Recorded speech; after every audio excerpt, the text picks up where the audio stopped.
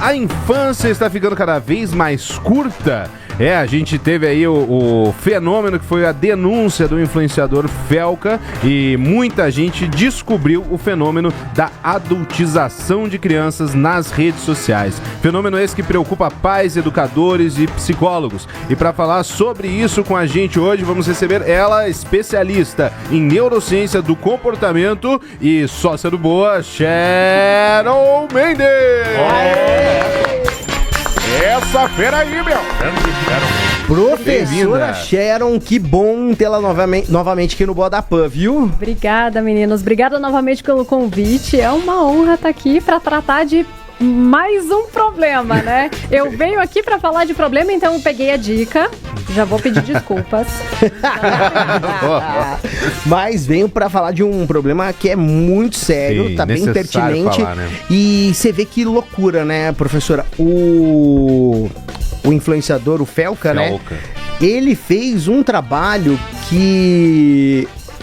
eu digo até por nós, né, comunicadores, jornalistas, meio de comunicação, devia ter feito com essa linguagem, esse peso que ele deu, sim, que foi muito impactante. Lógico, tem matérias, né, durante o mês sobre coisas piores ainda, exploração sexual, sim, entre outras coisas, mas ele fez de um jeito tão assertivo que o Brasil realmente está parando para assistir esses 50 minutos onde ele expõe, né, esse movimento, infelizmente, né, que tá na internet.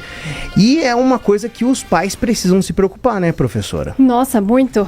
Esse menino, o Felca, eu não conhecia as pessoas também que ele citou no vídeo, e ele foi muito inteligente, muito corajoso em fazer isso, e eu temo pela vida dele de verdade. Tratar desse tema de pedofilia, de exploração sexual é muito sensível, e nós pais temos uma tendência a não falar sobre isso, porque é pesado, né? É difícil.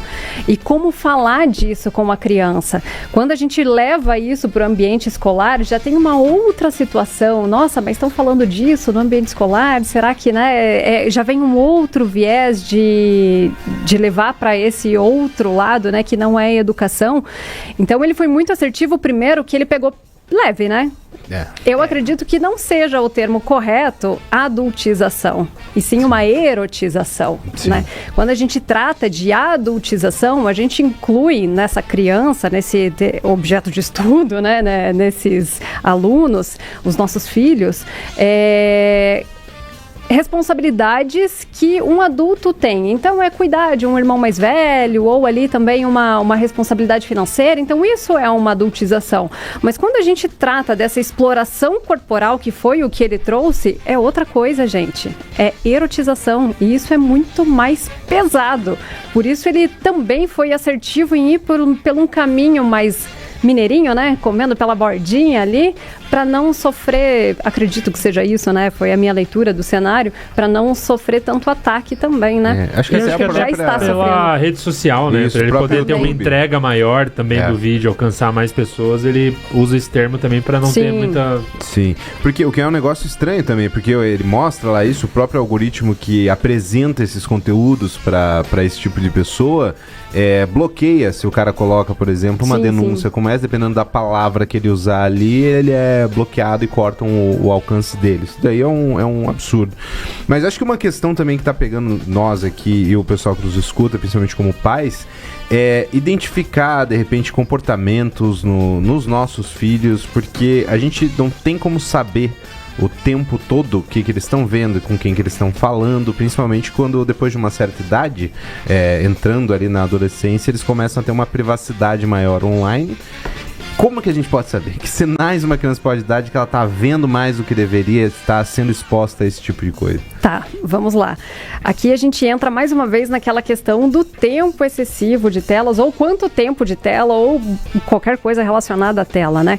Primeiro, vale lembrar da lei que nós temos. Hoje nós temos uma lei, a única lei que regulamenta o uso de plataformas digitais para criança é a Copa, que permite que crianças de 13 anos tenham perfis dentro de redes.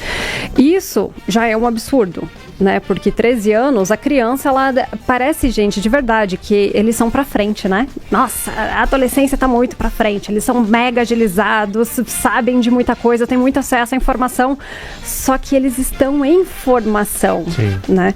Então, eles não têm essa noção de perigo que nós temos. E aqui, antes de responder a sua pergunta sobre os sinais, eu vou contar uma história que aconteceu comigo, então é minha, eu posso contar, né? Ganhei o meu celular com 13 anos. Lá atrás, quando a Terra era uma bola de fogo, em 2003. 2003, os smartphones não eram popularizados, nem existia ainda, né? Então, uma pessoa me mandou mensagem, eu tinha 13 anos, do além, um SMS, do torpedo da TIM, que a gente pagava R$ 9,90 por mês, né? E eu comecei a responder, a trocar ideia, porque eu contei um pouquinho aqui a última vez que eu estive no programa, eu sofria muito bullying na escola, então eu era a criança feia, a esquisita, a nerdona esquisita, meio estranha e tal. Então, tinha esse problema de aceitação. Essa pessoa falou que tinha 16 anos e a gente começou a trocar ideia. Tranquilo. Fui pra praia, em Itapuá, né? Mora mal. Viaja mal. Né? Viaja mal. E essa pessoa também estava em Itapuá. E a gente combinou de se encontrar. Eu com 13 anos, a minha prima com 15. E a gente foi até o local, o bar. Só existia uma pessoa naquela época que tinha um celular naquele ambiente. Então eu olhei e não era um cara de 16 anos. Era um cara de quase 40. Meu Deus do céu. Qual foi a minha reação? Putz, ele é feio. Foi esse o filtro que eu tive, né, pra medir. Putz, é feio. Nem vou falar com ele. Beleza. E a gente continuou trocando ideia. No dia seguinte, ele, não, eu tô indo embora, a gente precisa se conhecer, a gente precisa se encontrar, estou na rodoviária. E a gente foi pra rodoviária só pra ter certeza. E lá estava aquele mesmo indivíduo. E o meu filtro continuou sendo o mesmo. Não, nada a ver, o cara é feio. E pobre, né? Na rodoviária, né? Não dá. Feio e pobre. Feio de ônibus, dá valor. E por que eu trouxe isso, né? A gente tem que entender qual é o background desses adolescentes, né? O que eles entendem de mundo? Será que eles têm noção de todos os perigos? Olha o baita comportamento arriscado que eu tive. E a minha prima de 15 anos, que também não tinha nada na cabeça, né? Então, entender qual é a bagagem que a criança tem e o adolescente tem e tratar disso, ensinar sinais. Se ela fica mais retraída, se para de compartilhar algumas coisas, diálogos em casa, se costumava sentar em família, conversar, agora ela está mais retraída. Claro que isso também é uma característica da adolescência, mas buscar se aproximar. Os adolescentes têm uma característica de se afastar da família, né? Então há esse descolamento que é natural. O que os pais podem fazer como estratégia? Elege alguém de confiança. Eu tenho a minha já, a Dinda da minha filha, da Laura. A Dinda é super descolada. Então, a Laura conta tudo pra ela. Pra mim, ela já não conta mais.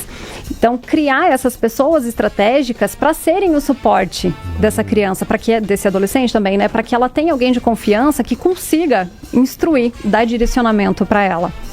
Oh, baita ideia de ter um agente duplo. Um agente duplo, exato. Caramba, isso não tinha me ocorrido. Eu acho que isso dificulta ainda mais sinais clássicos da adolescência. Sim. Também serem sinais de que há alguma coisa errada, né? Você fazer esse filtro é uma dificuldade, acho que a mais pros pais, né? E tá, mas você trouxe no começo lá, eu achei que você ia perguntar. Não, eu ia, mas pode você foi rápido. Você trouxe no começo ali a questão de diferenciar, né, a adultização da erotização. Como que a gente faz pra balizar, como que a gente coloca essa diferença entre incentivar a maturidade, né, pra criança amadurecendo de acordo com a idade, e se a gente tá incentivando alguma coisa que não faz sentido com a idade dela? Tá, é uma pergunta bem difícil. Bem difícil, porque isso depende do contexto social e o contexto de valores da família também, né? Eu assisti esse final de semana uma entrevista é um podcast da Alma Podcast, alguma coisa assim. É uma entrevista da Anitta com a Lucilena Galvão. Então nós temos 2 baita referências que falam com o público, mas são públicos bem diferentes.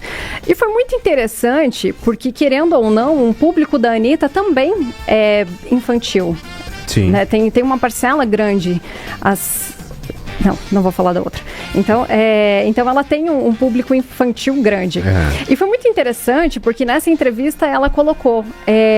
eu gosto de influenciar o meu público, principalmente mulheres, a terem liberdade. Então, até que ponto a liberdade não se confunde com libertinagem? Né? Mas isso são conceitos e valores que têm que ser trabalhados em casa, na escola, enfim, nos núcleos, né?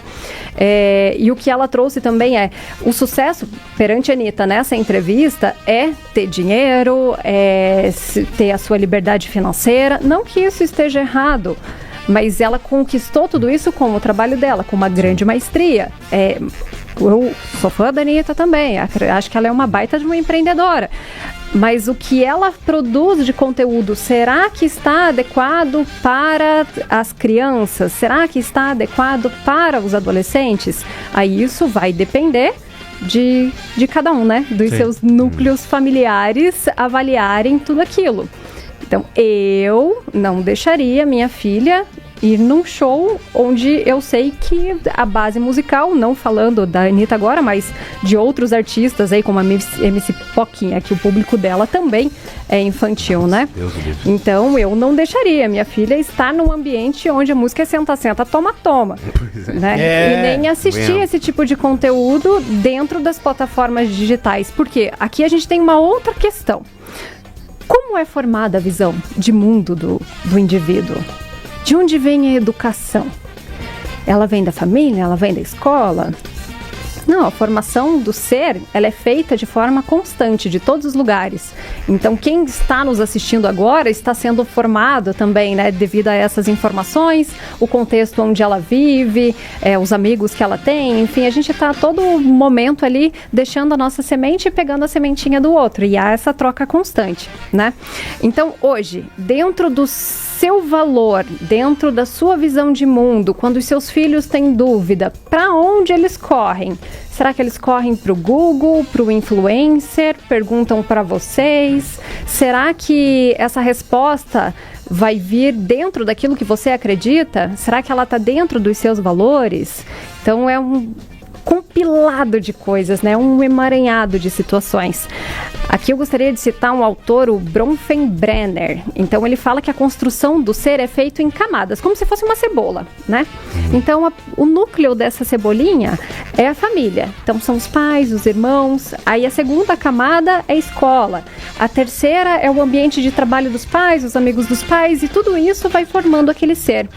Hoje, por conta da facilidade do dispositivo digital, né?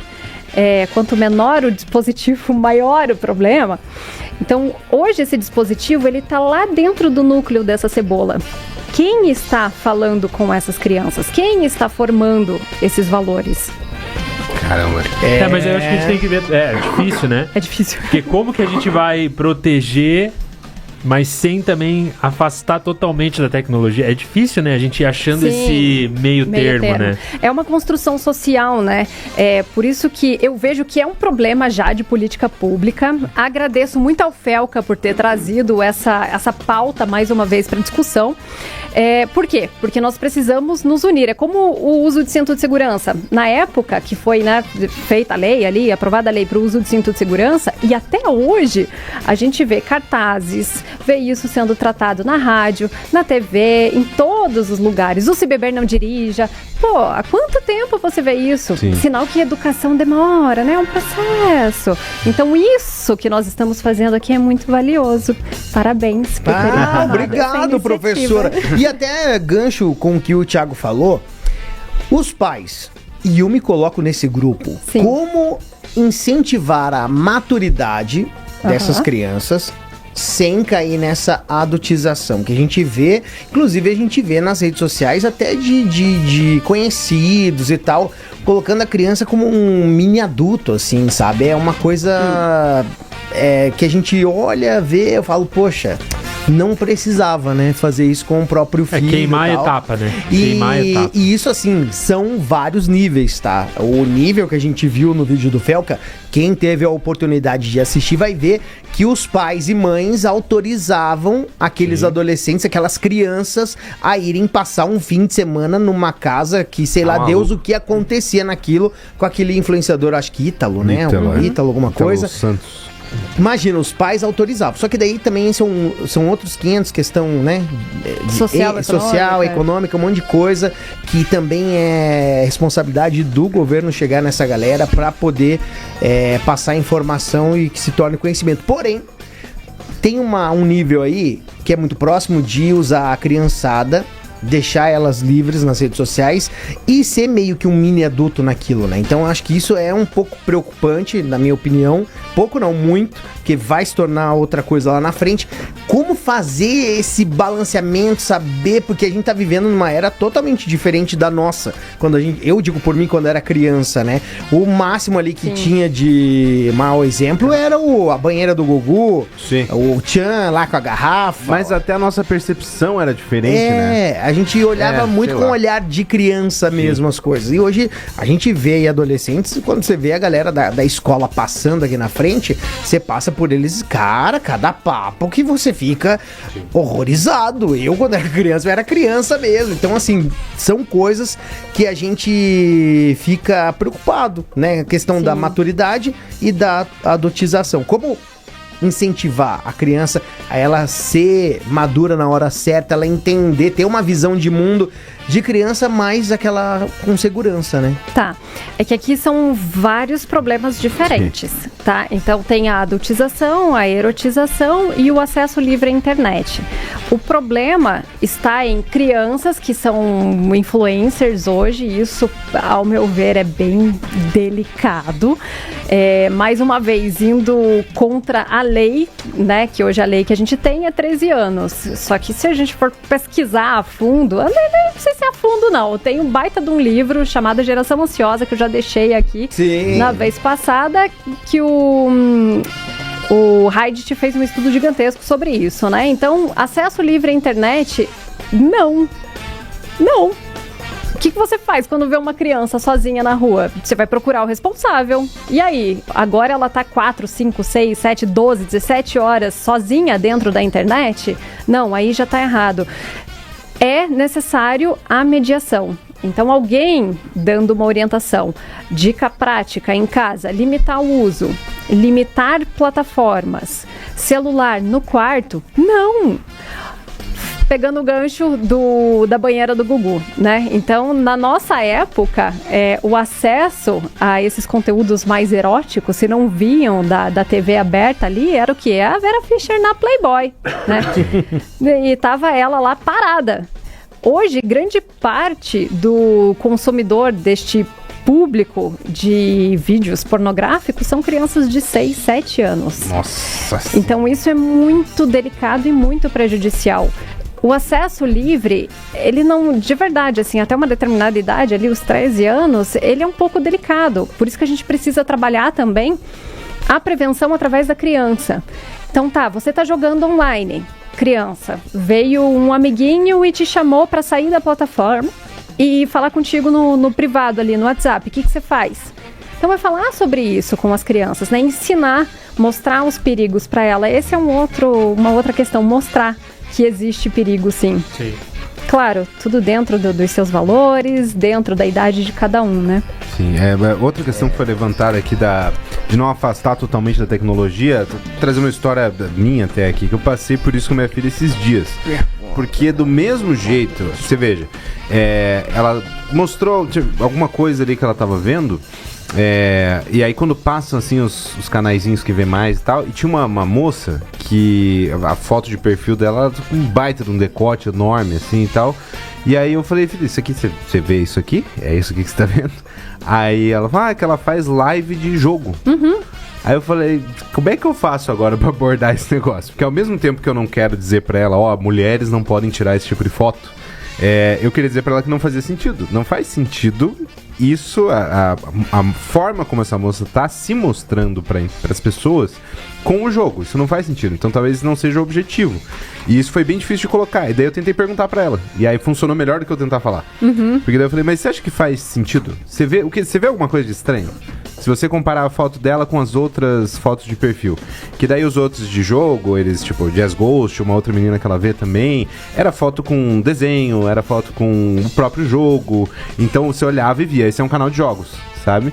E aí eu falei, o que você vê de diferente? E daí ela falou, os peitos da menina estão aparecendo e tal. Aí, pra ela, que é menina também, ela não via nada demais.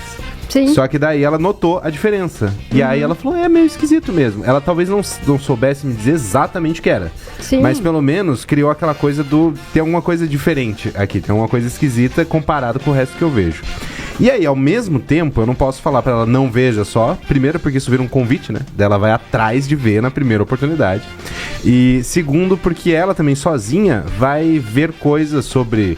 ela tava vendo esses dias sobre a ditadura militar. Pra aprender o que ela queria. Que tinham comentado na escola, ela ainda não viu, ela queria ver. E ficou lá, um vídeo de, sei lá, 50 e poucos minutos, e ela assistindo do começo ao fim, aprendendo. Aí se eu coloco esse negócio de tipo, a internet é perigoso, sabe? Não pode. Daí eu acho que a gente acaba tirando da criança uma ferramenta poderosíssima. Exato. Que quando é usada do jeito certo, e isso o Felca mostra no vídeo lá também, quando ele treina o algoritmo. Porque a maioria de nós nem sabia que aquilo existia. Sim. Porque os nossos algoritmos não chegam nem perto daquele negócio. Mas tá lá. E aí o que você procura, o que você busca. Então acho que ensinar como usar do mesmo jeito que ensinava, sei lá, a jogar videogame. Exato. Talvez. As ferramentas, elas são muito intuitivas, né? Então a gente tem essa falsa sensação de que eles já sabem, sendo que muitas coisas a gente não sabe. A gente não sabe, é verdade, né? Então, ensinar mesmo, de fato. E assim, o que a grande maioria das pessoas não sabe sobre esse tipo de mídia, sobre esse tipo de exposição e crime mesmo, que é a pedofilia, que está dentro dessas redes, ainda bem que não sabe, né? Que o algoritmo de vocês não está mostrando isso. Mas a gente já sabia e a gente já luta por isso, sabe? E por isso que, mais uma vez, falar dentro das mídias é tão necessário para levar esse conteúdo. Só que uma campanha assim assusta. Putz, nossa, tenso. E agora? Mas aí vai passando o tempo, o negócio vai voltando ao normal. Por quê? Porque a gente é pai, mãe, a gente tem que trabalhar. A maioria das crianças que sofrem hoje também é porque só tem um provedor em casa. E é a realidade que a gente tem. A minha babá era a TV, hoje a babá das crianças é o celular. Por isso que a educação de verdade, de ensinar mesmo a falar o que você quer. E aqui você usou o creme dela creme, assim, da educação, né?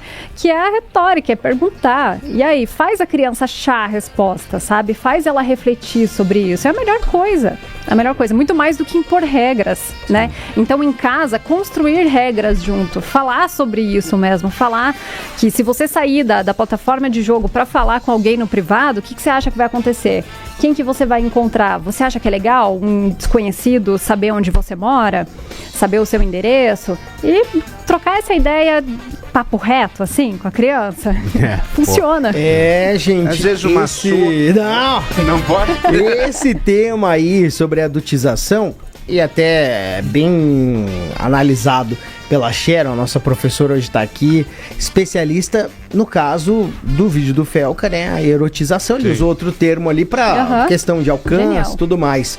E é um assunto abrangente, hein? Tem os ouvintes aqui participando do Boa da Pan. Até eu quero aqui registrar o João Mário participando aqui com a gente. Grande João Ele Mário. falou, concorda com tudo, e falou sobre os jogadores de futebol de 15, 16, 17. Eu vou mais longe, tem uns até ainda menores, que a gente sabe que é feito um outro tipo de negociação ali, né? Fora, extraoficial, e vivem no meio de adultos, são vendidos e negociados por valores milionários, que às vezes nem adultos têm essa negociação.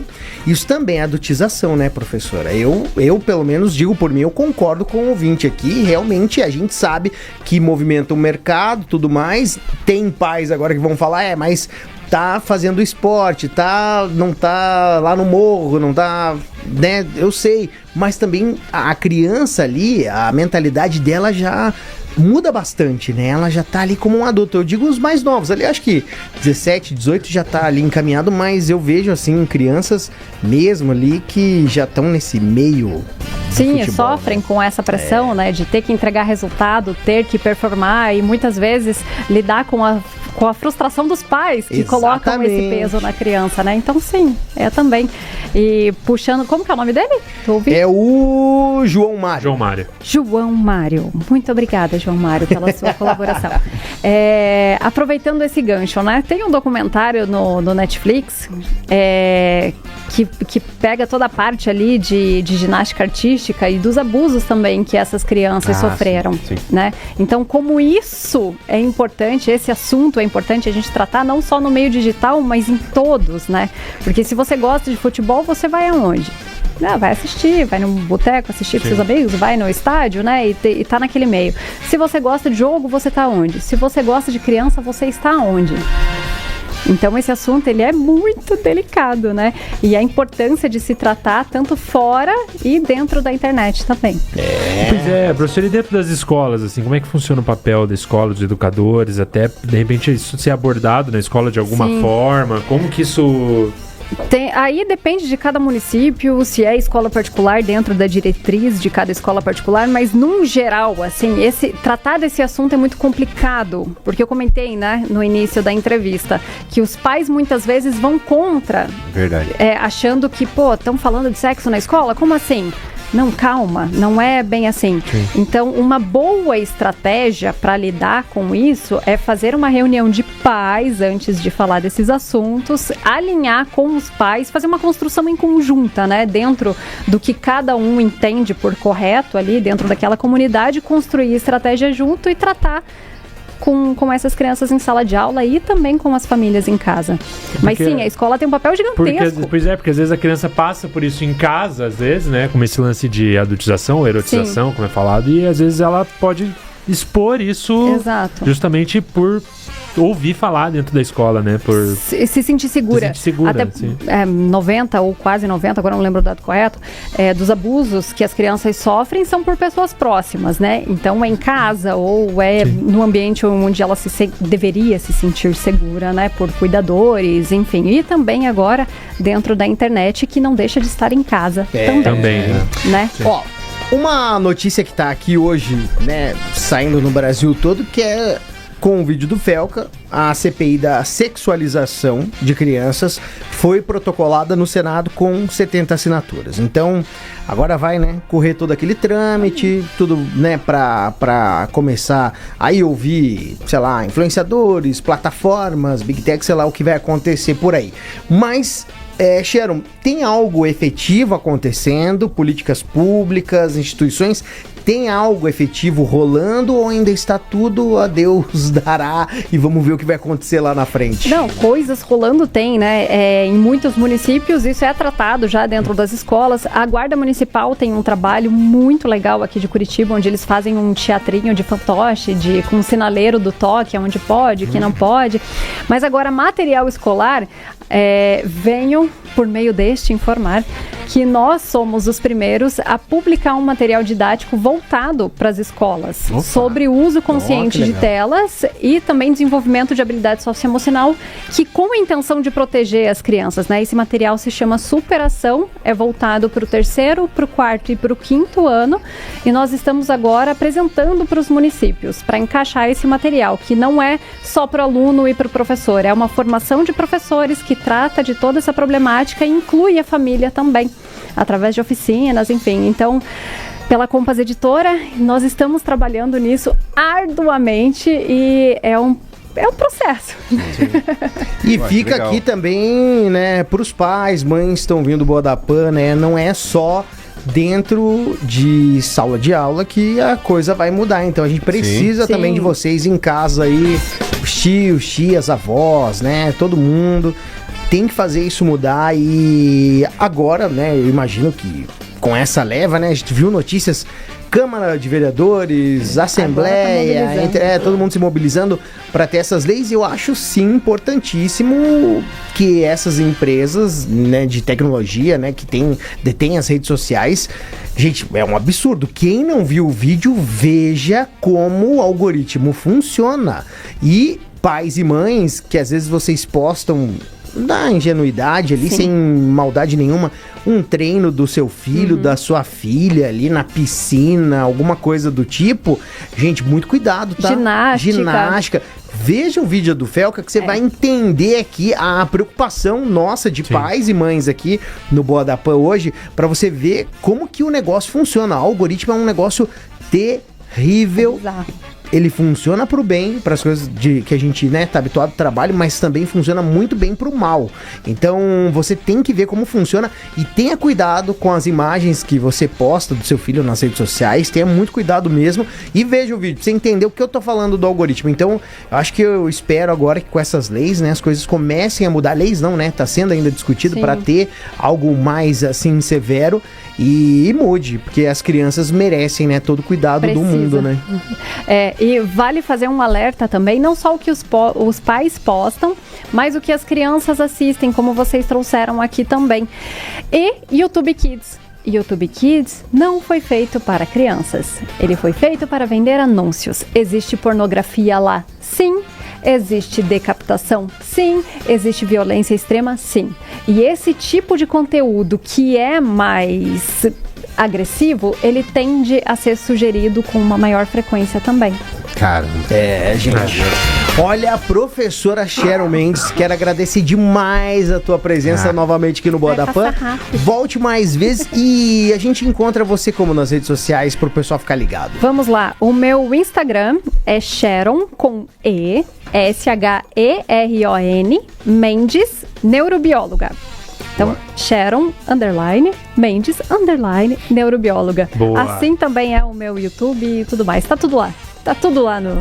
Professora, obrigado mesmo de coração. Volte mais vezes aqui. Acho que é um assunto pertinente e a gente vai discutir mais ele durante esse ano. Agora com essas CPIs, né? Geralmente eu, né, não sou fã nada de CPI. Acho que nunca dá em nada isso.